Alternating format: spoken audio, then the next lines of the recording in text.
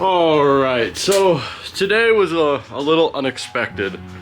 I'm honestly not really sure how to start this video, so we're just gonna jump right into it. But I should probably give you guys a little context about what's actually going on. So, as you guys know, the Supra has been running and driving now for quite some time, and in that entire time we've been driving the car, the tune has been pretty soft.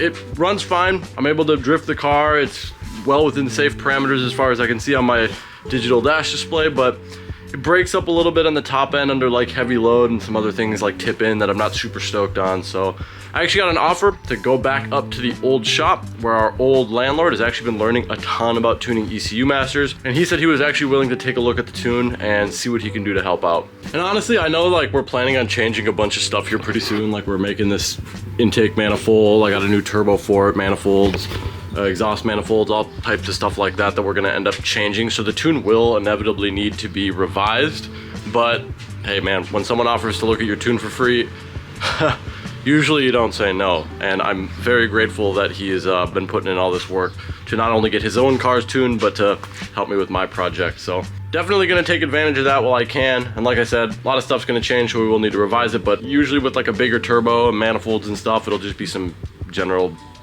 like VE changes and maybe some timing changes. So it won't be like we'll need to get super intrusive to like retune this thing once all the changes are made. But since the car does run and drive and runs and drives pretty well, it'd be cool to really see like what this setup will do. I've seen other people on this exact setup make in the neighborhood of 400 wheel. Not that like I'm really shooting for an overall power number. I would rather just have like a good strong linear power band and a usable power band more so than like peak power, but we'll see where we get with it. On top of that, he's actually been working on a pretty special project, building an NA 3000GT into a twin turbo automatic crazy ass build. I'll let him explain it when we get up there, but it should be super, super cool. On top of some advancements with his actual twin turbo car that just made like 500 wheels. So, but I'm really excited. It has been a long time coming to get this thing to tune-wise to where I want it to. So yeah, it's really excited. The only thing is I got to get this car about 50 miles up north, and with the single fan that I've got going on up here on the radiator and no shroud, it does heat up pretty good. The car doesn't like to stay the coolest, so I'll probably end up taking back roads up there, so I'm not running down the highway at 5,000 RPM in fifth gear because I've got like a 423 rear gear, whatever. Won't bore you with the details there, but before I get on the road, there are just a couple things that I want to do just to make sure that the car is ready for the journey. I want to do a quick oil change on this thing, do some bolt checks in the suspension since I have been drifting the car a little bit, and just kind of go through everything, make sure it's ready for the drive. It's about an hour drive, so I just like want to be sure that I'm not going to get stuck like halfway there. I'm confident that the engine and drivetrain will be fine for the drive. It's just, again, loose bolts could lead to a very, very bad time. So let me stop yapping at you. Let me get the front end of this thing in the air. We'll get this oil change busted out, do a quick bolt check. We'll hit the road.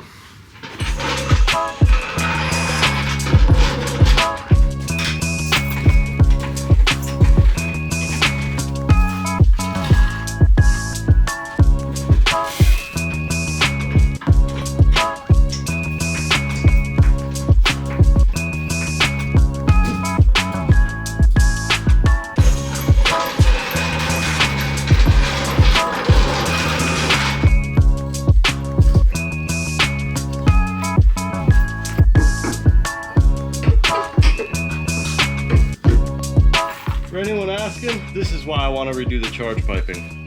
Probably don't need to take this section out, but it's just easier, trust me.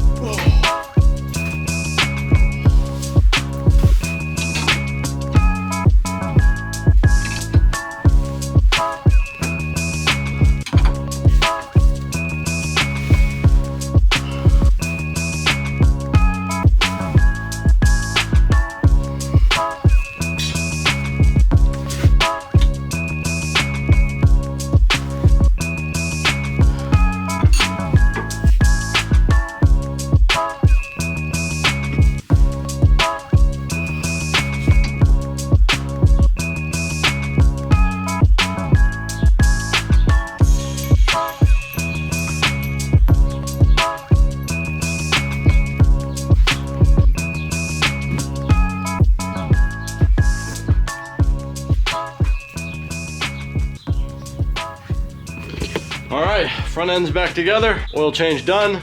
Bolts are tight. I'm gonna jack up the rear of the car real quick and do a quick bolt check back there as well. Just make sure all those arms and adjusters are tight. It's time to hit the road. So bust that out real quick and get on it. A few moments later. And just like that, bolt check's done. So sweet, yeah, let's get the car pulled out, get on the road. Got about an hour drive. It's gonna suck, but we'll see up there.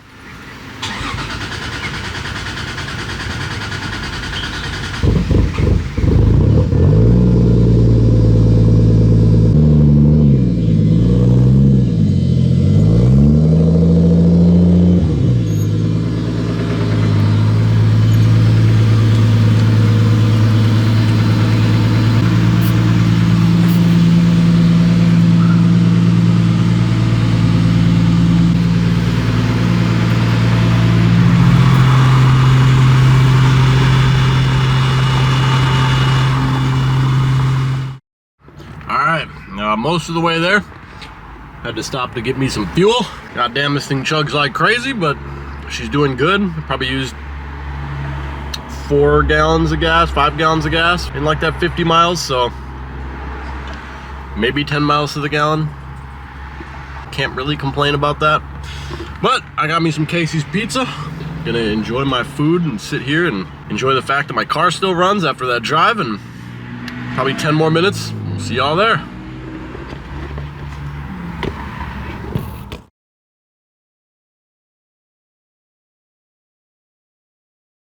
So unfortunately, I actually ended up losing the audio for these next clip, but I wanted to make sure to get some of these next few scenes in here, just mainly because it'd be kind of an incomplete video without them. And trust me, I feel like an idiot. I just want to apologize for the poor video quality now, but bear with me here through these next couple of scenes. But overall, the drive to the old shop actually went pretty well. You can kind of see my ears were basically blown out by the time I got there. This car is so loud. But she did make it, and there were no issues along the way. So I'm pretty happy about that.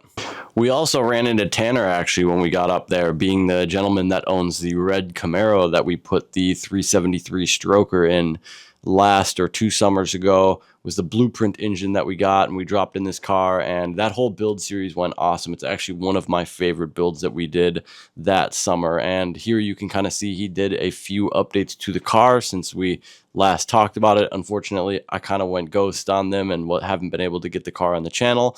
But as you can see, he threw a new fiberglass hood on it. He's kind of pointing out here some of the body work that he had to do to get the hood to look a little bit more presentable. I think it came out really well, and the cowl design in the front of the 3rd gen actually looks pretty good in my opinion. And it clears the air filter that we were having issues with clearance before. He actually cut a big hole in his old hood to make it fit. So I think this looks a lot better than a big old hole chopped in the top of the hood. Not a ton has changed with that long block, honestly. It's basically still the same setup that was in there when we finished the vehicle on camera the first time, but there were a few things, supporting mods, I should say, that he changed from then till now. As he's kind of explaining here, it was kind of wandering, trying to find first and second because of the vacuum loss in the engine with the cam that it has in it. So he installed a vacuum pump into the engine bay, as you can see him pointing out here, to kind of help assist that. Helps assist the brakes, helps assist the transmission from not wandering because it has a proper vacuum signal, among a few other things. It's really a drivability mod that he did to the car to kind of help things along in that regard. I'll definitely make sure to get some redemption footage of this thing. I do want to give the Camaro a whole nother video update on kind of what's been going on, and I would love to get a chance to race him in my Trans Am, old school versus old school. I think that would be a ton of fun, but we'll get another video thrown up here shortly, kind of explaining some of the things that he did to the car and kind of go over some of the stuff that we want to do here in the future. But I just wanted to make sure to get this in there because I love this car. Tanner's an awesome guy, and I really wanted to give you guys an update on what was going on with this thing. Then in the next scene here, I bounce over and talk to Brendan. He's kind of going over my tune, just getting himself familiarized with what William and I had put in the computer to get the car to where it's at now. And we're about to go for a quick drive here so that we can get a initial log that Brendan can look at to get an idea of what he needs to fix and what he needs to change. And then we'll jump back into the video as normal.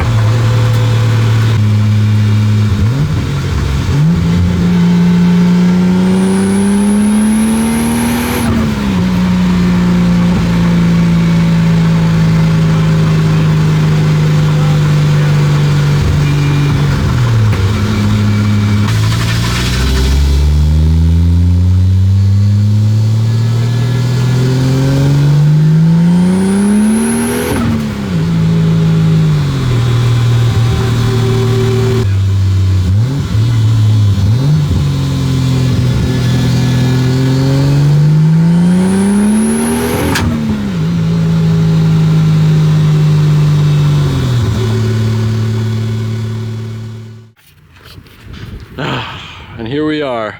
Unfortunately, I did already do some filming, and I hate this camera so much. There's a setting that makes it go into slow-mo where it loses all the audio, so here we are. We did some initial driving. We kind of went through the car a little bit. It looks like we may have lost an O2 sensor. We're gonna go get another one right now at the local parts store, and then we're gonna see if that kind of clears some issues up. I'll let kind of Brennan get into the nitty-gritty as far as like what he looked at, what he noticed was wrong, what was different. But another thing that I wanted to show you guys, other than, you know, kind of getting a little bit more into detail on this, is what he's got going on in here. And I know I've showed off this car a few times. This is the 95 that we've done a few reels on, but there's also this, which is kind of wild. I'll let him explain the majority of the details. So Brendan, Mr. Madman himself, what do we got going on here? Here we have what was a non-turbo automatic converted to a twin-turbo automatic, basically using all of the factory VR4 parts. Obviously there's some complexity with the automatic transmission, which is still being utilized. So the objective with this car is kind of a lighter daily driver, but in the age when the daily driver that you use all the time has 230 horsepower, it's hard to get excited about the factory 220 this produced. Yeah, absolutely. So with that, we're doing 10-to-1 with 13T turbos off of a WRX and E85. Which should put it around the 400 crank, maybe a little bit more mark, depending on how aggressive we get with certain aspects. But all of that through the automatic transmission. Now, these have been documented to the moon in terms of the non-turbo to twin-turbo conversion. People talk about that all day. People don't utilize this, the automatic, for obvious reasons. It's a weird one to use. But in my application, like I said, I just want a little bit easier to drive, daily driver. I already have 2 manual VR4s.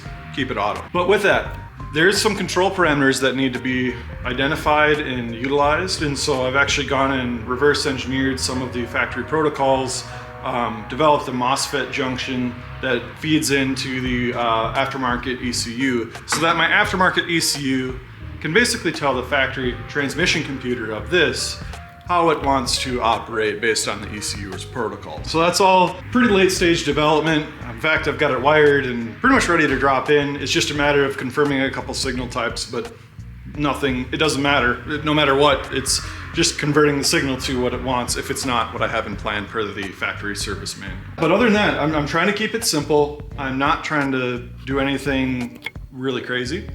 I just want to have a daily driver that is nice. I mean, I'm keeping AC, I'm keeping cruise control, I'm keeping the automatic. I just want to make turbo noises in a 3000 GT that it is easy to drive. Yeah, absolutely. I wish I could show you guys more out of it. It's a little bit of a cluttered engine bay. Look at the powder coating. That's absolutely nuts. This camera is 100% not going to do it justice, but I mean, even on this car, like, the amount of work and attention to detail that went into pretty much everything is nuts.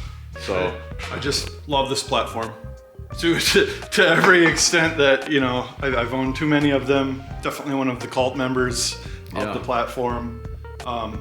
Do you suspect having any issues with like keeping the automatic trans cool? I certainly do not. So I developed a system that is a switch through a valve, which allows me to divert the ATF to this front external cooler or to the radiator, dependent on temperature. So I'm using a thermal switch in the transmission to divert to that cooler or to the radiator. But in addition to that, I have a push button in the interior that allows me to toggle if I want it going to the cooler all the time. The intention of that is like, oh, I'm stuck in traffic, or I'm about to do a drag pull or something of that nature. I just don't want to have to worry about it. So, you know, having the ability to lock that in, and that's actually done without any sort of computer. That's literally all wiring. It's pretty simple to set up. So yeah, it's just a fail-safe. These transmissions are pretty strong, so long as they're cool, which can be a challenge on a factory car, given that everything is so dense, especially with the turbochargers pumping more heat and just, you know, torque through the transmission to heat it up in the first place. So we've got our fail-safe to help rectify that. I've got the oil cooler on this other side, which is effectively the same. Yeah, and then next to the factory intercooler looks so crazy. Like the cooler stack on the front of this car is kind of wild. And it's This was my first 3000 GT that I ever owned. What I'm doing is just not logical. The shell is old, it's rusty. I'm extremely stubborn. I'm going to make this car into something or die trying. And that's fine. You know, so far it hasn't killed me yet. It's tried. Yeah, it's tried. But again, I'm stubborn, so not yet. But basically my intention with this car is I want to make it fun to drive and I want to drive it to at least 200K. But the point is, the smart thing would have been to let it go. But, you know, it's just not what I'm doing here. So we're doing dumb things out of sentiment. And yeah, I'm really excited. It's running. Got some things to tidy up in the exhaust system, fill it with Freon and other fluids. But other than that, like, yeah, I'm gonna be tuning it pretty soon. And for this, I'm using an AEM V1. Yes, everybody can laugh at me. It Well, hey, works. it's proven. Yeah, it works and I know it. And yes, it is 20 years out of date. I don't know. Standalone is dirt cheap and does everything I want it to do. I'm not gonna run flex fuel. I'm just gonna run 885. I'm not going to get crazy with timing, so the refresh rates of a modern ECU are somewhat relevant to me. And again, like I said, I know the AEM V1 software quite well, so mine is just easy. So a few more painted parts to go on, a few more tidying up, and we'll see. We'll see how it does. And then there's this thing, which in my opinion is significantly cooler. I'm still so mad about earlier. I had such a good update for the Camaro, but oh well. That thing honestly deserves its own video, so I'll probably be coming up here pretty soon to touch base with Tanner on that thing, because the Camaro has definitely come a super long way. But for now, we'll focus on my piece of shit and the beautiful. And then, keeping with the theme of 3000 GTs, we have the fast one, dubbed the 95. And the last time I rode in this thing was recently, and it kind of blew my socks off. But come to find out that it was on gate. Yeah, it's a work in progress. You know, it does its best. Last run we did like 400 or 520 at the wheels. Virtual dyno, so you know, take that with a grain of salt. But yeah, twin Evo 316Gs, which is kind of a classic build. Which again, with the other car, I was in that car back in 2011, fantasizing about building this. So this has been a very long time project. And you know, it was really cool to see it come to fruition. I've been building this car for 8-9 years, which is weird to say. And yeah, aesthetically, it's a solid 4 out of 10. And I don't really care about that. It's all about maintaining the 3000 GT feel and being authentic to what the car initially was, while simply generating more power. And obviously, you know, everybody wants to be quick. So it's about keeping this car as it was, with enhancing the experience in terms of power. So again, it's got cruise control. It has effectively everything that it came from the factory with in terms of VR4 tech. So the all-wheel steering works, the active aero works in the rear. The front's gone, of course it is. The Par for the course. Yeah, the factory tunable suspension is gone, but in its place we have TN Street Advance with EDFCs, so it still maintains the controllable function in terms of dampening rate. So again, I'm just trying to be somewhat authentic. In terms of power, like I said, Evo 316Gs, obviously all the intercooler stuff you'd ever want. So intakes, exhaust, you know, full Tanabe touring medallion. Yeah, water methanol injection. And so that's kind of what I've been working with the tune right now, is making sure the water methanol injection is, you know, up to par and functioning well within the context of the system. Tune on the AEM V2, which they make a wonderful plug and play. I suppose. Again, out of date, but that's fine. You know, again, it does what I need it to do. So, and then let's see, other things. It's a custom wire harness for the engine to a degree that I developed. So it kind of kept some of the factory, some of the other stuff was done by me. So specifically in the injection and the ignition system, I wanted to ensure that it was kind of future-proofed. You know, wiring is getting old on these, and so I just wanted to make sure that the critical systems were taken care of. So it's a Toyota ZZ coil converted, my custom coil on plug setup that I designed. Nobody else has that. It's just kind of a, you know, one of those things. yeah, I'm really trying to make this car, so to say, my opus. I want this to be the fastest 3000 GT I'll build for myself. And it's just, this car, again, has meant a lot to me. It's the culmination of a vision from a long time ago I'm reminded of that every time I get it in and drive it. You know, this was something you thought about over a decade ago, and here it is. Yeah, that's a wild sentiment to see come to fruition. I mean, I have a similar feeling with the Supra, but not to anywhere near this degree. Yeah, it's been really cool. The learning experience and what you build with your own hands. You know, there's a lot of ways to occupy your time, but at the end of the day, like, this is a tangible output for my time, which I do enjoy. And all the skills, you know, learned throughout. I learn something pretty much every time, you know, we get into it and really start doing another project with it. So yeah, no, it's a work in progress, as always. It's not the fastest, it's not the best, it's, you know, but it's mine, and I love it. So that's what it's about to me. Yeah, I mean, and that's what building cars is all about. And it's cool to see somebody like really focus on the overall experience versus just the peak horsepower number. Like, you hear all these guys talk, oh, my car makes 1,000 horsepower this, my car makes 1,000 horsepower that, and then they kind of drive like shit. Like, you get these cars that are super laggy, really peaky, but they don't, you know, you have bad tip in, you've got no power down low, they cruise like shit, they start like shit. And it's good to see somebody like pay attention to the finer details and create a machine that just overall works well. You know, it's not going to be the fastest car on the planet, but it's got an amazingly linear power band. Power delivery feels amazing pretty much anywhere in the RPM range. Boost comes on quick, it holds.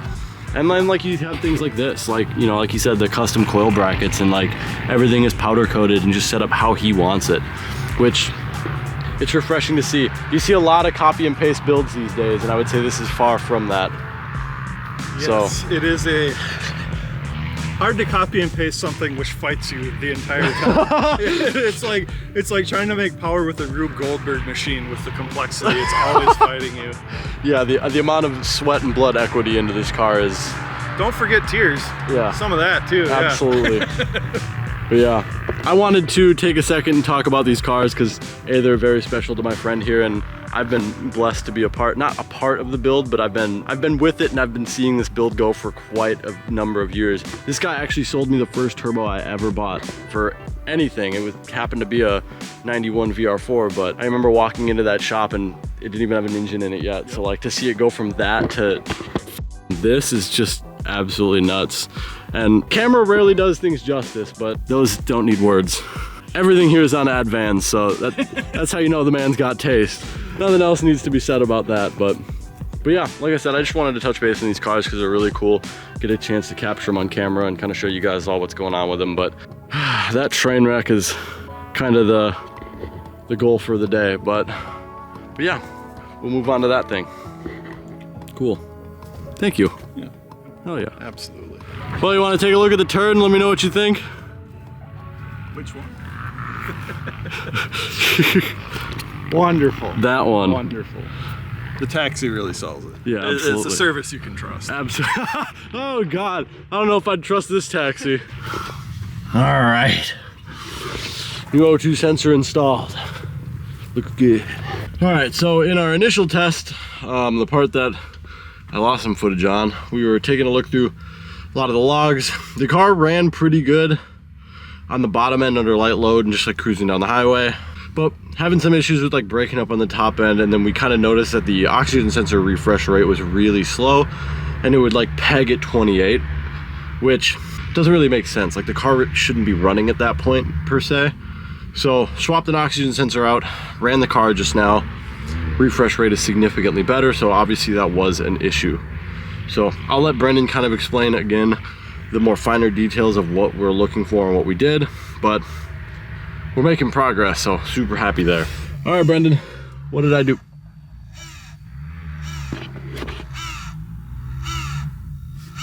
What the f is that? I have never heard that noise before. That's Sounds like the camera, doesn't it? No, that's behind my dash. What could even be back there?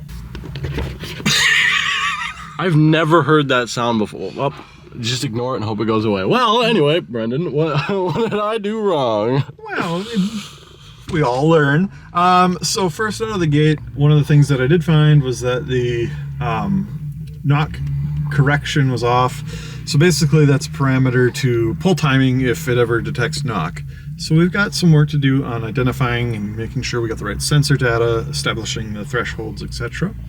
So we just want to make sure that that's there and keeping us safe.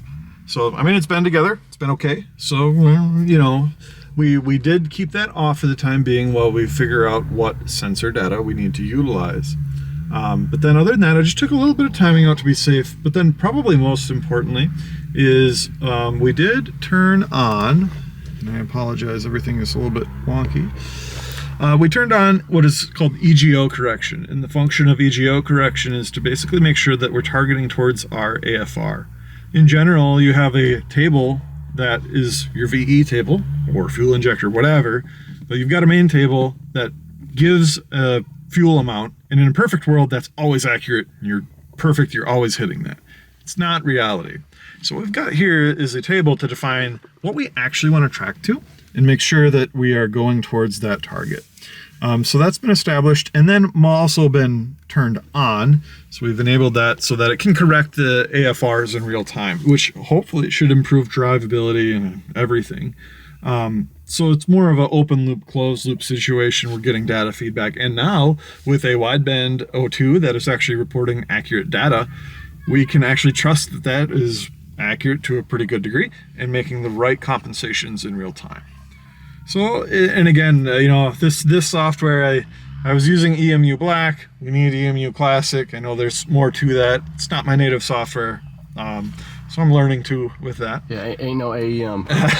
Well, even that, I'm always learning. But yeah. So the long and short of it is we've got to figure out knock control, and that's an essential next step to our tuning process. In the meantime, there's a couple other things aside from the EGO correction that I just went through and I tweaked in regard to idle, ignition, enrichment for startup, just to help, you know, a lot of drivability, little touch-ups. With all of that, you know, generally that's something you want to be more hands-on with, but Kyle's driving this home tonight, so hopefully it's good. Yeah. We'll find out. Yeah. You'll find out. Yeah, Okay. I mean, it definitely felt better just like playing around with it, kind of sitting here, and that last drive definitely cleaned it up a bit. I mean, I noticed a difference from the drive up here to that, like, towards the end of that last pull, so I definitely still have some work cut out for me for it, but it is miles better than it was. We'll get it solved. Yeah, hell yeah. Well, thank you. I appreciate all of the help that you've given me, and the amount that I've learned today is significantly more than I've got on camera, and yeah, it's been enlightening to say the least. To see all of the shit that you've done to your car. Yeah. I didn't realize it went that deep. It's a labor of love. Absolutely. Well, I'm gonna get this thing home, park it, do some learning on my computer, and maybe next time we'll go get even farther. So, all right. We'll appreciate you, bro. Absolutely. Hell yeah. Well, we made it home, and without too much trouble. I kind of ran into a weird issue where I was noticing on the digital dash, the throttle position sensor was kind of giving some sporadic readings, and every time it would start to like mess up, like obviously the car would start to die. So I don't know if when I changed the O2 sensor, like I maybe pulled on a pin or something, or just odd timing, maybe the throttle position sensor starting to die. But that was like the only hiccup really all day. The car drove immensely better after our tuning session today. So I'm super happy there. I think we're making good progress. I am at least starting to understand the software a little better. Brendan walked me through a ton of stuff that helped my understanding of what's going on a lot. So I'm gonna start doing some logs, my laptop, sending him the raw data, and hopefully he can kind of make some changes to it and send me the logs back. So we'll work on it a little bit. I know the next major project is to get this intake manifold finished, get the new turbo put on, get all the new piping and everything made. So obviously there's gonna need to be changes, but overall today was mainly a learning experience for me, just getting out and actually getting to watch the tuning process, and having somebody that could kind of explain it to me helped a ton. And I apologize if the video kind of had a little bit of weird pacing. Like I was saying before, there's this stupid mode called S and Q mode on this camera, which is like, it must be used for B-roll or something, but it films in slow motion with no audio. And we did a little segment on the on one of the 3000 GTs, and we talked about some updates on Tanner's Camaro that you guys saw us build a while back. He actually made some strides on that thing, got a vacuum pump put in it, which helped vacuum immensely since it's like still an automatic car, and like a few other things, and new cowled hood, all that jazz. We'll have to do a redemption video on that thing so you guys can actually get like a real update on that car, because that's might be a third gen, one of my favorite builds that we've done on this channel for sure. So we'll get a redemption video on that thing here pretty soon, but honestly, happy with the progress today. Learned a ton about my car. Definitely learned what not to do in the future when tuning vehicles. Found out that we had a bad O2 sensor, got that changed out. Probably gonna throw a set of plugs in here too after we do all of this changing, because that also could be an issue. Now that I'm looking at it, that might have a little bit to do with why I was getting some weird TPS readings. Maybe I fixed my issue. Holy shit. Well, learn something new every day.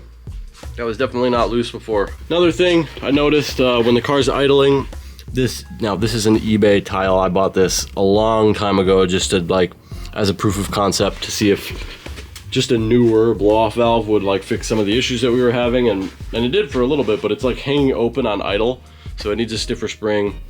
Luckily I bought an actual Turbo Smart blow-off valve for the new setup that's going in it, so that's not long for this car either. But yeah, happy with today. So hopefully either next weekend or 2 weekends from now, we'll get to work ripping all this stuff apart, getting the new intake manifold, getting the new turbo manifold on, getting the new turbo on, making all this charge piping. I got a new intercooler, got a bunch of stuff for the oiling system for the bottom of this car too.